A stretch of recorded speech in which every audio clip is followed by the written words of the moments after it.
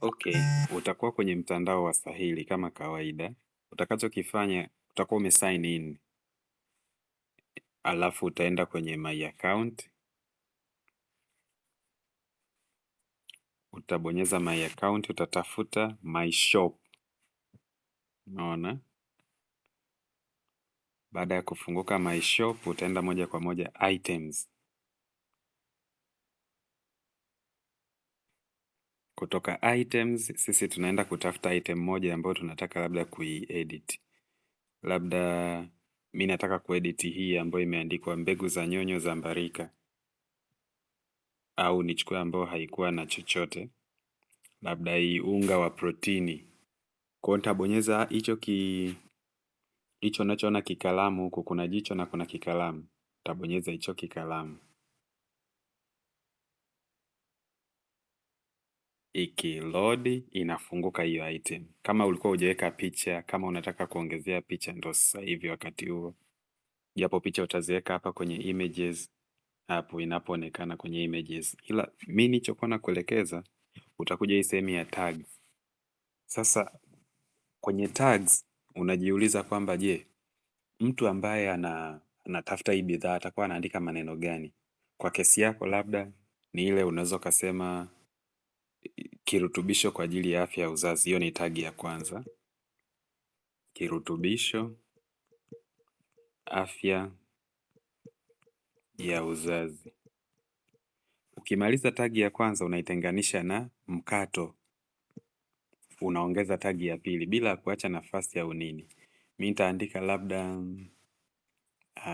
sasa na kuwazia vitu vyako. Ila mimi nikiongelea kwa mfano huo unga wa protini, naweza nikasema kujenga mwili, vyakula vya kujenga mwili. Labda mteja wangu anaweza akatafuta hicho kitu, akitafuta vyakula vya kujenga mwili, basi aletewe na huu unga aweze kununua.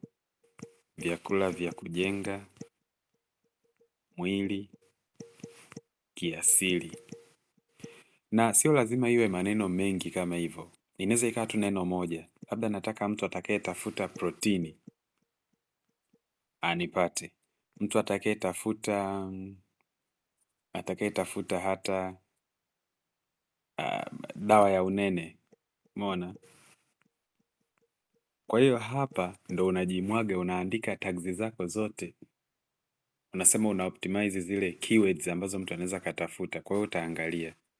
Kwa hiyo ukishamaliza kuedit hivyo, unashuka hadi chini, unakuja hapa kwenye save changes. Tayari unakuwa umeedit hiyo bidhaa. Kwa hiyo utaachana na hiyo, anasema has been successfully saved. Utaenda kuangalia items nyingine. Kwenye kila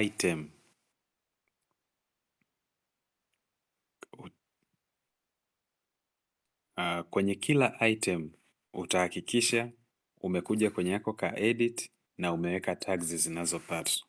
Umeona? Kwa mfano mimi ambao niliwekea na tags ambao hata leo ukiitafuta utaikuta kuna hii mbegu za nyonyo.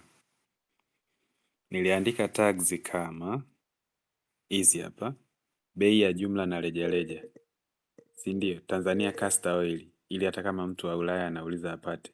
Ricinus communis ni jina la kisayansi la hiyo Castor Oil. Nyonyo, Mbarika, gunia na debe. Umeona Castor Oil. Kwa hiyo maneno yote ambayo nahisi mteja wangu anaweza katafuta niliyaweka. Ndicho ambacho naenda kukifanya. Ni kuedit kwenye tags na kuja huku kwenye save changes. Tufanye hivyo afu tuone watu wote wanaouliza mtandaoni kama